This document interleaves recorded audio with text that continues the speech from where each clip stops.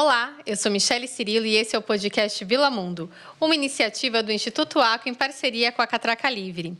Aqui vamos falar sobre cultura, mas principalmente sobre quem faz cultura. E o nosso convidado de hoje é o Tomás Pacheco, fundador da Oma Galeria. Ele representa artistas jovens e emergentes. Tudo bom, Tomás? Tudo bem, Michele. Obrigado pelo convite. Prazer estar aqui com você. Muito obrigada por ter aceitado também o nosso convite e estar aqui hoje conosco. E eu queria que você começasse contando para a gente um pouquinho da sua trajetória para chegar a ser o dono de uma galeria de arte. Boa pergunta. Uma trajetória avessa aí para chegar até esse lugar. Eu sou morador aqui do ABC, né? Nasci em Santo André, no ABC Paulista. E sou filho de pai metalúrgico e mãe professora. E minha mãe abriu mão, nós somos 3 filhos, minha mãe abriu mão da profissão dela para cuidar dos 3, quando os 3 estavam recém-nascidos, né? E ela, como professora, sempre estimulou a gente com criatividade. Então, eu literalmente fui uma criança que pintou e bordou de pequeno. Que maravilha, hein? E isso ficou, de alguma forma, na memória, né? Meu hobby de infância era desenhar, pintar, sempre fazendo alguma coisa manual. Até que, na hora de decidir por uma profissão, pesou o lado do pai, né? E o ABC tem uma verve industrial, né? E aí eu fui parar na indústria.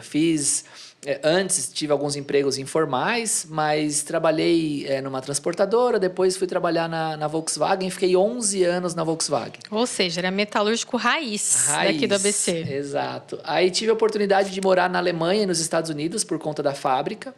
E quando eu voltei para o Brasil, eu me dei conta de uma diferença básica, né, fundamental de trabalho, que eu brinco que lá fora a gente trabalhava para viver e aqui a gente vivia para trabalhar. E aí essa percepção, né, foi me convidando para, tá bom, mas então qual que é o seu propósito, né? O que você quer fazer, afinal de contas? E aí numa conversa com meu pai, eu lembro de uma frase que ficou muito gravada na minha cabeça, que eu reconhecendo, né, nós somos 3 filhos e de uma família classe média, e ele dizendo, e eu reconhecendo, falei, poxa pai, que legal que você conseguiu criar, né, 3 filhos, a gente sempre teve uma condição estável. Ele falou, cuidado, porque ao passo que a fábrica me deu tudo, a fábrica me tirou tudo. E ele estava se referindo da relação com a gente, né? Meus pais são separados, então nessa separação nós ficamos com a minha mãe, porque meu pai trabalhava das 6 às 10. E eu me via naquela, eu estava num barzinho ali, tomando uma cerveja com ele, e eu me via na mesma situação. Eu saía de casa muito cedo, morava com a minha mãe na época, saía muito cedo, minha mãe estava dormindo, eu voltava, minha mãe muitas vezes estava dormindo. Eu falei, será que é isso que eu quero, né? Repetindo a mesma coisa. E aí foi quando eu falei, não, então deixa eu tentar entender um propósito aqui, né? Eu acho que a geração dos meus pais nos permitiu fazer isso. E aí a gente...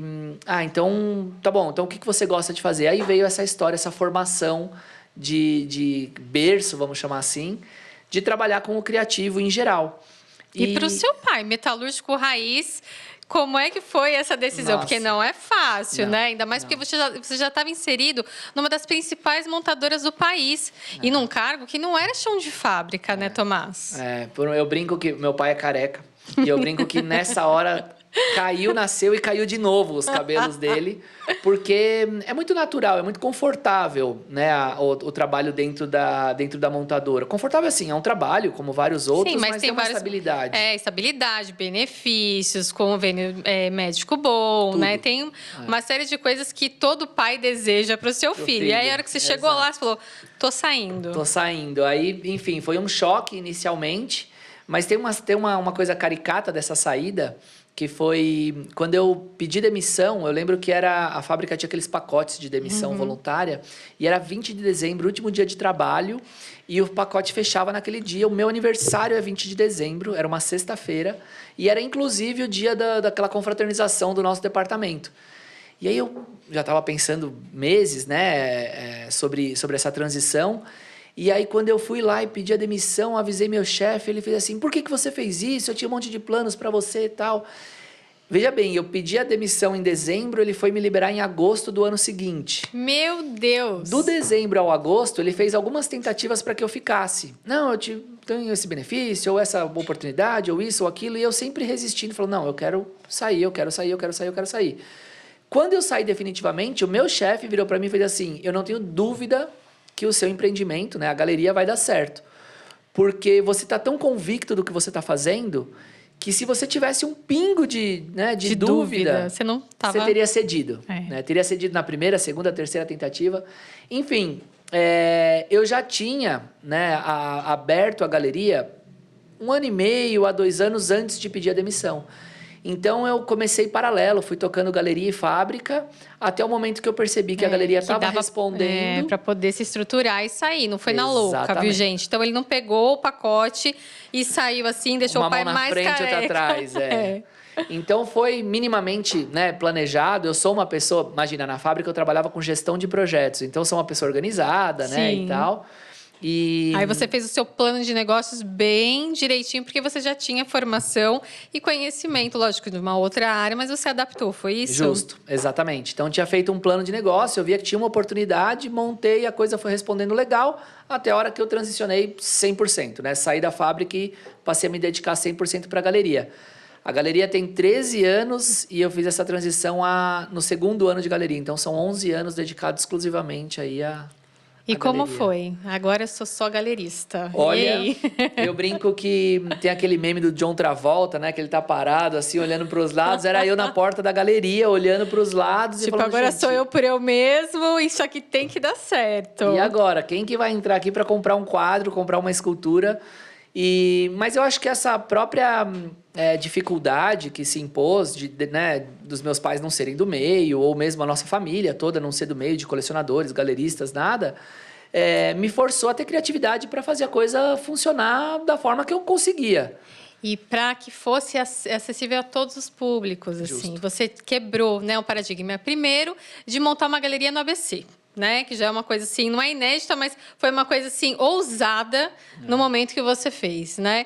No local que você montou. Gente, era uma casinha de vó, coisa mais linda. Ainda existe, né? É que agora é só, acho que é escritório lá, né, Tomás? É um ateliê botânico hoje lá. Ateliê botânico, gente. Então, é a coisa mais linda, mais gracinha. Você entrava lá e você era transportado para parecer outro lugar. Era uma delícia. Mas o Tomás, né, vai contar pra gente, ele expandiu os negócios e agora está em outro patamar. Mas aí, essa galeria era perto do Sindicato dos Metalúrgicos do ABC, né? Coincidentemente ou não, era ali naquela região. Então, era em São Bernardo, no ABC Paulista, e num lugar que não era chiquérrimo, né? Central, como a gente, né, é habituado a ver galerias, por exemplo, em São Paulo, né? Então, eu queria que você contasse um pouquinho o que significa, inclusive, uma galeria. Boa. Tem a ver a pergunta com o local, com isso que você colocou, porque, de fato, o ABC, eu brinco que a gente tem uma forma de organização em coletivo, né? Em bando, assim. Quando a gente vai para São Paulo, a gente junta uma turma e vai para São Paulo. Essa proximidade e essa distância ao mesmo tempo faz a gente se organizar de uma forma diferente. Como eu cresci aqui, essa organização nossa, um pouco mais coletiva, um pouco mais horizontal, eu acho que ela está no meu DNA. Então, quando eu concebi que eu queria criar uma galeria, eu falei, cara, eu quero que seja um espaço aconchegante. Né? Eu quero que seja um espaço agradável, onde as pessoas se sintam confortáveis. Porque eu sei que tem a barreira da arte, né? Sim. Ai, com que roupa que eu vou na galeria? Eu não tenho dinheiro, eu não sei responder. O que eu vou fazer numa galeria? Gente, eu me fiz essa pergunta, vou confessar. Há 13 anos atrás, eu não manjava nada de cultura, né? Não tinha... O máximo que eu conhecia eram os artistas renomados, que a gente, né, estuda no livro de artes, na escola, enfim, ou de ter ido para fora. Mas quando eu fui na OMA, eu fui em bando, né, com os meus amigos jornalistas, que a gente trabalhava perto. E eu falei, e agora? Eu não tô nem com roupa adequada, porque a gente não tinha se programado para ir, né? Aí a jornalista de cultura falou, vamos lá, que vai ter uma exposição. Eu falei, gente, tô nem vestida para isso, né? Então tem, né? Ainda tem. Nós, pelo menos aqui no Brasil, tem muito isso ainda, né? Tem esse estigma de que a galeria não é para mim, é coisa chique. E aí eu queria desmontar um pouco isso e montar um lugar que fosse aconchegante. E aí eu lembro que, né, concebendo ainda a ideia da galeria e procurando um espaço, a minha mãe passou na frente daquela casinha e fez assim, encontrei uma casinha de vó que é a cara da galeria. E aí eu falei, casinha de vó tem lugar mais aconchegante do que a casa da vó, né? Eu falei, nossa, é isso aí, a casa da vó. Eu recém voltado da Alemanha, avó em alemão é Oma.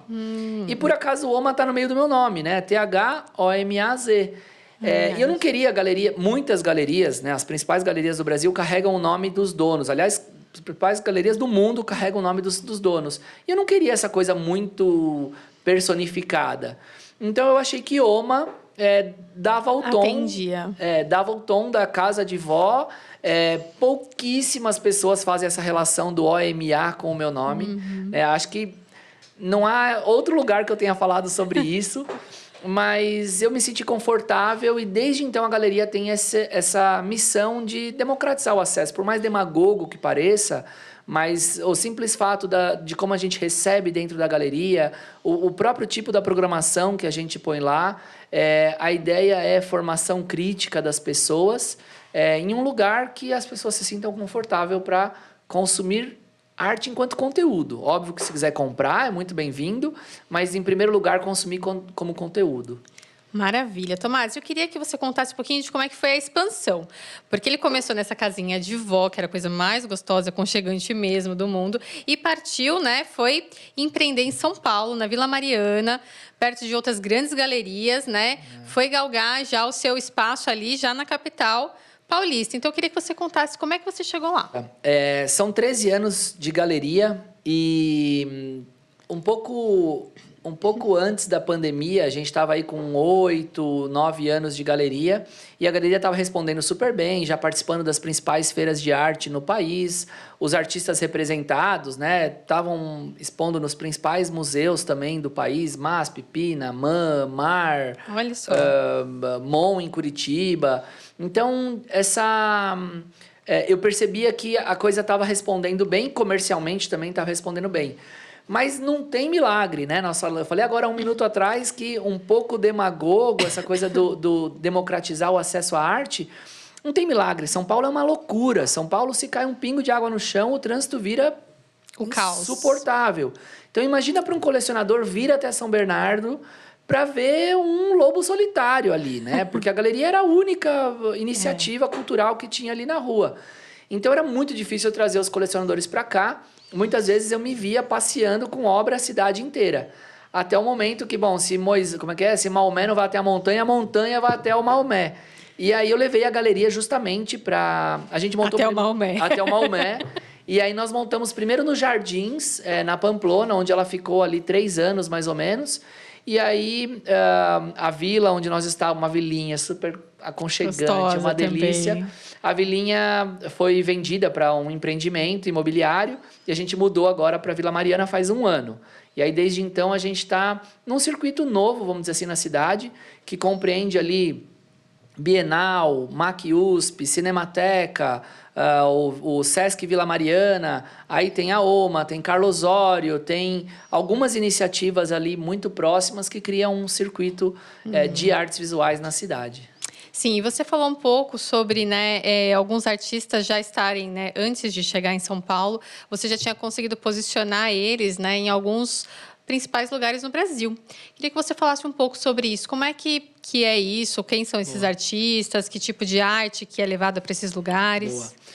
O trabalho da galeria, por incrível que pareça, a galeria é um espaço comercial, né, de venda de obra de arte. Então, todo mundo imagina que o trabalho da galeria é pôr o quadro na parede e vender aquele quadro. Quando, na verdade, a maior parte do nosso esforço está em promover a carreira desses artistas. Então, pegar esse grupo de artistas representados e ir tentando colocá-los principalmente em museus. E o porquê em museus, e quando eu falo colocá-los, é colocar a obra no acervo do museu, né? Então, expõe, ao final da exposição, o museu adquire, de alguma forma, essa obra e passa a cuidar dela. Quando o museu passa a cuidar dela, isso significa que aquele artista se tornou eterno, de alguma forma. Porque aquela obra no acervo do museu, o museu nunca mais vai poder se desfazer, salvo em raríssimas exceções. Ou seja, é o que todo artista quer. Uma obra Exato. Então, a partir daquele momento, sei lá, daqui 50 anos a obra pode vir a ser exposta, daqui 100 anos, daqui 200 anos a obra pode vir a ser exposta e o artista nem está mais aqui. Só que isso significa a geração de um valor de longo prazo. Né? Então, o nosso esforço em mostrar, acompanhar a produção desses nossos artistas, dar condição para que eles possam ficar 100% dentro do ateliê produzindo, e o corpo da galeria, né, as pessoas da galeria que ficam ali levando curadores dentro do ateliê, levando curadores até a galeria, para colecionadores também, para a imprensa especializada, para vários lugares, levando o nome desses artistas, porque uma vez que eles se consolidam, uma vez que eles conseguem essas entradas nesses lugares, é um degrauzinho a mais que ele vai construindo na carreira. E a consequência disso é a venda da obra, né? Então, a venda na galeria parece a causa, mas, na verdade, ela é a consequência de um trabalho enorme feito. Sim, e para desmistificar um pouco essa coisa de que é coisa chique, coisa de rico, arte, queria que você falasse para a gente, tem obras a partir de quanto na sua galeria? Olha, tem trabalhos abaixo de R$1.000, por exemplo, e tem trabalhos acima de R$100.000, né? Isso depende muito do artista, da fase de carreira do artista. Isso depende muito do tipo do trabalho, porque às vezes você tem o trabalho único e você tem o trabalho múltiplo, né? Então, não deixa de ser um trabalho daquele artista, não deixa de ser um trabalho original, autêntico, mas com valores ligeiramente diferentes. Então, existe esse range grande. E a galeria é um espaço comercial, né?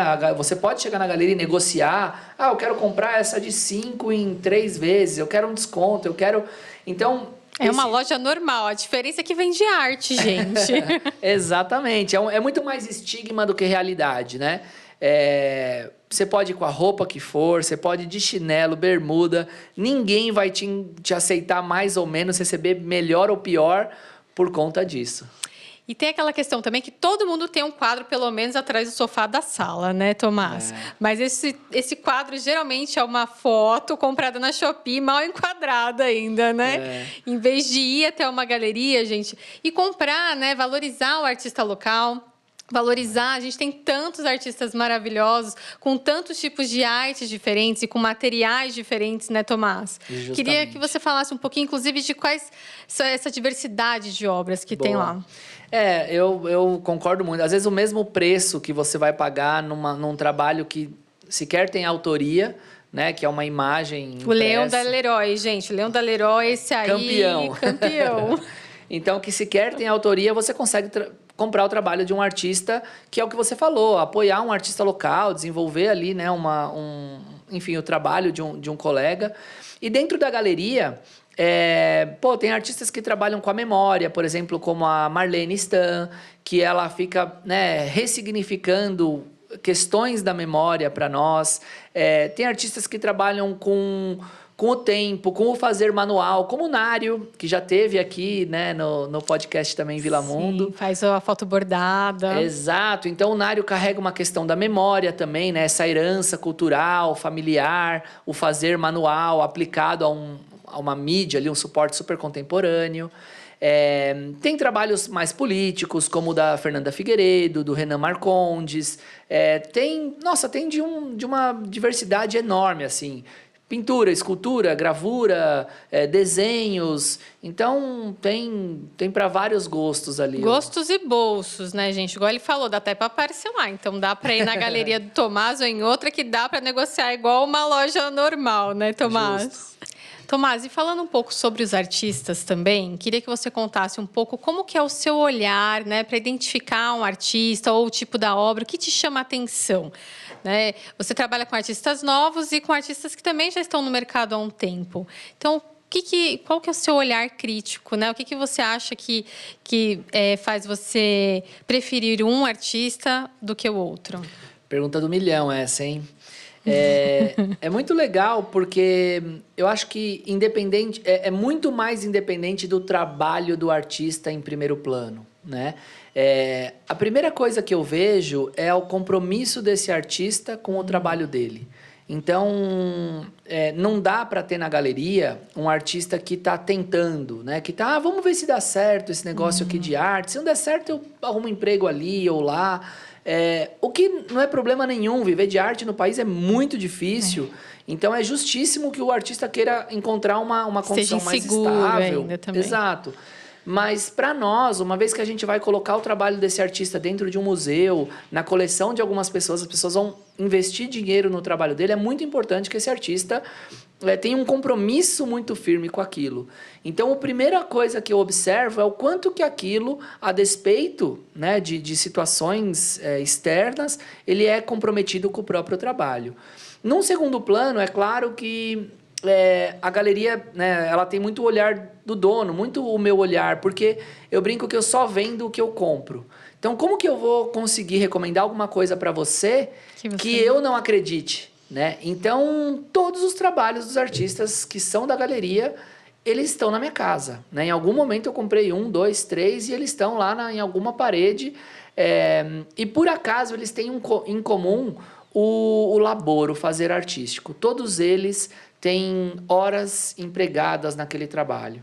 Né? A arte contemporânea hoje tem muito de uma manualidade um pouco mais solta, de um fazer um pouco mais livre. E na OMA é um pouco avesso isso. A gente vê que ali tem tempo gasto, tem manualidade, tem alguma técnica que a pessoa precisou ficar debruçada de frente para aquele trabalho, seja uma pintura, seja o bordado do Nário, por exemplo, que é pontinho por pontinho, muito minucioso. Horas e horas bordando. Horas e horas fazendo o trabalho. É uma coisa que me chama a atenção. Majoritariamente também os trabalhos da galeria são figurativos, né? Mas veja só, isso é um recorte de uma galeria, né? Então a OMA é uma entre dezenas, quiçá centenas de galerias no Brasil. E tem galerias que trabalham com concreto, galerias que trabalham com fotografia, galerias que trabalham com arte política, galerias... então não tem muito o certo e o errado. Tem o olhar do responsável pela galeria. Exato, de quem faz aquela curadoria. Mas, sobretudo, eu acho que todas as galerias vão avaliar esse compromisso do artista com o seu próprio trabalho. Né? Então, se o seu trabalho, né, você que está escutando a gente, não se encaixa necessariamente na OMA, se você tiver esse tipo de postura, com certeza ele se encaixa na galeria A, B, C e D. Sim. Tomás, e em relação à questão internacional, a OMA alcançou esse patamar nacional já, né, com 13 anos. Quais são os planos de futuro? Boa. A gente tinha muito claro no nosso plano de negócios, né, do meu background de Volkswagen ali. Sim, lá no comecinho. Lá no comecinho, que os primeiros 10 anos era para fincar o pé no Brasil e ser uma galeria reconhecida nacionalmente. E hoje a gente tem esse prestígio, né? Eu acho que todos os pares conhecem a OMA e quando você pergunta ali de galerias brasileiras estabelecidas, a gente está facilmente alcançável, né, e muito bem posicionada nesse momento. Desde os últimos 2 anos, mais ou menos, antes fizemos também algumas inserções internacionais, mas era muito pontual. E desde uns 2 anos para cá que a gente pôs o pé de fato com mais força, fazendo feiras constantemente. Então fizemos feira em Chicago, nos Estados Unidos, em Viena, na Áustria. Tem planos para a feira internacional esse ano, embora esse ano esteja bastante incerto ainda. Incerto, porque a gente faria também uma feira na Áustria, foi cancelada. Tinha planos para ir para uma feira em Riad, na Arábia Saudita, está no meio da guerra. Então, tem algumas coisas que estão incertas, mas desde esse período, né, desde esses 2 anos para cá, que a galeria tem feito incursões sistemáticas no exterior para levar os nossos artistas para esse outro patamar. Então, nascer local, crescer regionalmente para depois internacionalizar. E tem artista que está com você desde lá do primeiro ano de galeria. Que, no caso, a obra, até porque era um artista mais novo, você estava no início do ramo do negócio, as obras custavam X. E hoje elas já custam Y. Até porque eles caminharam junto com a OMA, ganharam esse prestígio, estão expostos em lugares importantes nacionalmente e agora, né, galgando aí o internacional. Então, obras de arte ainda é investimento aqui no Brasil também? Também, em qualquer lugar do mundo. Eu costumo dizer que as pessoas compram obras por 3 motivos, basicamente. E ainda que você não considere um dos motivos, eu vou falar quais são, eles invariavelmente afetam a obra que está na sua casa. Então, por exemplo, o primeiro motivo é porque você gosta. Sim. Você foi no local, você vai olhar todo dia para aquilo, tem que gostar, né? E gostar muito. Imagina, você sair do seu quarto ali, abrir a porta e falar, nossa, eu detesto esse quadro. Não dá para conviver com alguma coisa assim. Então, o primeiro ponto é gostar do trabalho, né? O segundo ponto é que aquele trabalho, se você compra, por exemplo, dentro de uma galeria que está trabalhando a carreira desse artista, invariavelmente ele vai valorizar. Então, independe de você emprestar ou não emprestar o trabalho, cuidar ou não cuidar do trabalho, a carreira do artista está sendo cuidada. Quando a carreira está sendo cuidada, cresce o valor de todas as obras, das disponíveis e das já vendidas. Né? Então, mas eu nunca vou querer vender. Não se preocupa, que às vezes o seu filho, o seu neto... Alguém vai vender. Vai falar assim, minha mãe tinha esse quadro aqui, minha avó tinha esse quadro aqui, e quando fizer uma avaliação vai falar, custa tudo isso? Custa tudo isso. Então, a valorização está inerente ao processo de construção da carreira do artista. E o terceiro ponto é a inserção social, porque colecionar arte custa o mesmo preço que comprar arte. Então, comprar, pôr em cima do sofá e nunca mais ligar para aquilo é o mesmo preço que comprar, pôr em cima do sofá e acompanhar a carreira daquele artista. Né? Então, e ao passo que você se envolve e acompanha a carreira, a galeria vai fazer questão de falar, Michele, sabe esse artista que você tem na sua parede? Olha, ele vai abrir uma exposição ali, ele vai fazer isso aqui, ele vai lançar um livro. E aí você acaba comprando outra, porque você acaba participando. Né? E quem são essas pessoas que participam desse circuito de consumo de arte? É extremamente exclusivo. Muito pequeno. Né? Então, ele tem o fator financeiro de valorização, ele tem a inserção social e é interessante que você goste do trabalho. Né? Então, sim, tem muita gente que compra única e exclusivamente por investimento. Ele vai ser convidado para o lançamento XPTO dos artistas. É interessante que ele goste do trabalho, né? Mesmo que ele tenha comprado, comprei hoje para vender daqui X anos. Está tudo bem. Né? Tem gente que investe, diversifica sua carteira de investimentos com tantos % em arte. Em vez de investir em ações, investe em obras de arte. É isso. Isso acontece no Brasil, gente. Então, não é uma coisa surreal que só acontece na Europa, que a gente vê em filme. Isso é uma realidade do nosso país. Lógico, como o Tomás disse, é uma minoria. Porque as melhores obras ou os artistas mais conhecidos ainda já são mais caros do que para uma família que ganha um salário mínimo. Então, não é uma coisa, né, assim, tão acessível quanto a gente gostaria, né, Tomás? Justo, mas são trabalhadores iguais vários outros. Sim, que tem bom gosto para arte do mesmo jeito, não é? Muito bom. E, Tomás, falando até um pouco sobre isso, sobre a cultura, né, que a gente tem aqui no nosso país e até às vezes o preconceito que a gente tem em relação a gostar de arte no exterior, principalmente na Europa, onde, né, a gente percebe que as crianças têm acesso a ir no Museu do Louvre, aí nos museus todos, né, que tem por lá, desde pequeno. É um passeio escolar regular, né, é uma extensão da sala de aula nos museus. Isso não acontece necessariamente no Brasil. Né? Então, a gente tem uma ideia de que a gente não desenvolve esse gosto pela arte, o conhecimento pela arte, como é lá fora. Mas eu estava conversando nos bastidores com o Tomás, gente, ele falou que lá fora, a quantidade de pessoas que gostam também, que são colecionadores e que frequentam galerias, são praticamente iguais aqui no Brasil. Queria que você contasse um pouco sobre isso. Eu agora com essa vivência, né, maior do exterior, eu vejo que é proporcional, né? Então, aqui no Brasil, é o topo da pirâmide que consome arte, tanto do ponto de vista de conteúdo, quanto consumir mesmo de comprar um trabalho. Acontece a mesma coisa na Alemanha ou nos Estados Unidos, lugares que eu tive a oportunidade de viver um pouco mais de perto. E também é o topo da pirâmide que tem essa condição de consumir obra. Então, nós brasileiros temos o estigma também um pouco de não, lá fora é mais. Eu digo que é proporcional. Lá fora também tem muita gente que não gosta, que não consome. E que também não ganha tão bem. E que também não ganha tão bem, porque o custo de vida é outro e assim por diante.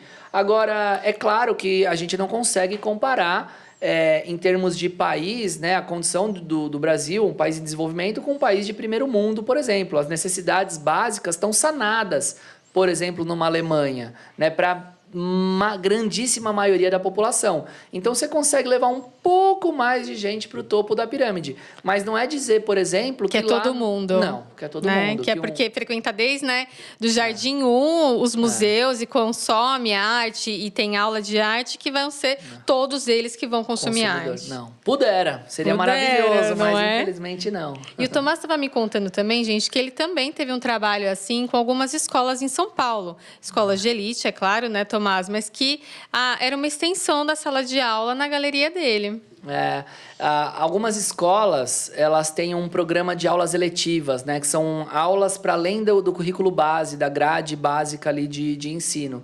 E o aluno pode escolher, eu quero fazer artes, quero fazer esportes, quero fazer, enfim, o que quer que seja. E aí, durante vários anos vou chutar aí uns 5, 6 anos, nós demos aulas dessas aulas eletivas em algumas unidades, em algumas escolas por São Paulo, como Avenues, Concept e algumas outras.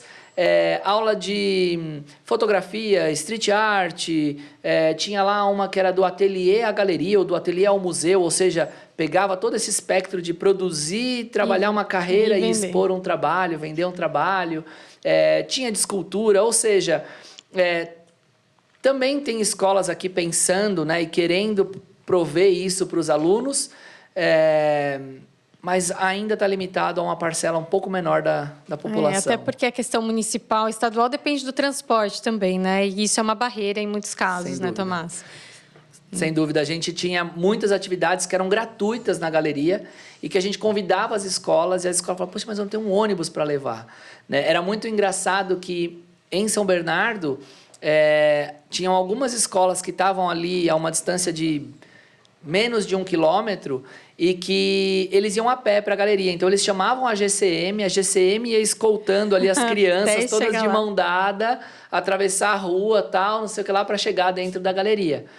Então, acaba que a geografia acabava sendo um fator limitante, né? Sim. Ainda que a atividade fosse gratuita, por exemplo. Sim, mas pelo menos tinha essa meia dúzia de escola, nem meia dúzia, era um pouco menos, né? Mas que ainda... 2, 3. Conseguia ir até lá. Tomás, e você também, depois da pandemia, abriu uma vertente que é na área de formação, né? Exato. Eu queria que você explicasse um pouquinho sobre isso, como é que foi, como é que tá. Boa. Até mesmo antes da pandemia se instalar, a gente, enfim, mal tinha ideia, né, do que passaria pela frente. Eu sempre tive uma preocupação de inserir a galeria nos meios digitais. E aí eu comecei um projeto de como tornar a galeria mais acessível digitalmente, na internet. Uhum. E aí eu percebi que existia uma forma ali, né? Eu desenhei esse modelo, falei, poxa, isso aqui é maravilhoso. Só que quando eu me dei conta, eu falei, cara, isso aqui não precisa ser só para a galeria. Isso aqui pode atender todos os meus colegas galeristas, né? E ser um serviço para eles, ter ali um marketplace, ter formação para compradores e para artistas também e tal. E aí, ao invés de trazer essa ideia para dentro da OMA, eu criei uma nova empresa que chama Nano Art Market. O nome Nano é só porque é um nome que se fala em qualquer idioma, é Nano, né? Em chinês é Nano, em alemão é Nano, em inglês é Nano, em português é Nano. Então, era um nome para se falar em qualquer idioma, mas que pensava a formação e a qualificação desse circuito como um todo. E aí, para minha surpresa, a pandemia trancou a gente em casa e deu acesso à internet de forma exponencial, né? Avassaladora. Então, a Nano cresceu muito rápido, né? Hoje a gente passou 6.600 alunos que foram já, alguns ainda estão, ou uns já foram formados, né? Passaram pela Nano, que se qualificam para... em 5 rotas, basicamente, né? O artista pode se qualificar dentro da Nano, o colecionador pode se qualificar dentro da Nano, o galerista pode se qualificar dentro da Nano, o curador e o advisor, que é um intermediário, né? Uma atuação ali entre o comprador e o vendedor. Então, desses 5 agentes diferentes podem consumir a Nano para se qualificarem para atuar no mercado de arte. Nossa, muito interessante, porque é uma coisa, assim, necessária para o mercado e que eu acredito que tenha pouca formação, pouca opção, né, para formação, ou às vezes cursos isolados, né? Total. E não todos reunidos, não é isso? Os cursos que tem, e eu pesquiso bastante essa área, os cursos que tem, eles são muito tecnicistas, né? Então, uma faculdade, tem faculdades incríveis aí, mas eles ensinam o artista a se tornar um pintor, um escultor, um gravador, um fotógrafo, o que quer que seja. Mas nenhuma dessas universidades, isso por dizer as universidades que são ensino formal, eles não ensinam a realidade do mercado. E não porque tem uma intenção clara ali de guardar segredo, mas porque as universidades não vivem o mercado. Então, elas não têm esse conhecimento e, por isso, não passam. Ainda mais sistematizado para educar alguém. Sim. Então, acabou se tornando uma oportunidade de quem vive o mercado no dia a dia. A Nano não é feita só por mim, óbvio, né? São várias pessoas, mas são agentes fundamentalmente de mercado, que compram, vendem, revendem, precificam Então, que todos sabem os ali dias. tudo, né? Tomás, nosso bate-papo tá muito bom, mas nosso tempo já estourou. Passa rápido. Passou muito rápido. Eu quero agradecer a sua participação. Um prazer. Obrigado de novo, Michele. Obrigado a você que ficou com a gente até agora. O podcast Vila Mundo está disponível no site do Instituto Aqua, da Catraca Livre, no YouTube ou na sua plataforma de áudio preferida. Eu sou Michele Cirilo. Até o próximo episódio.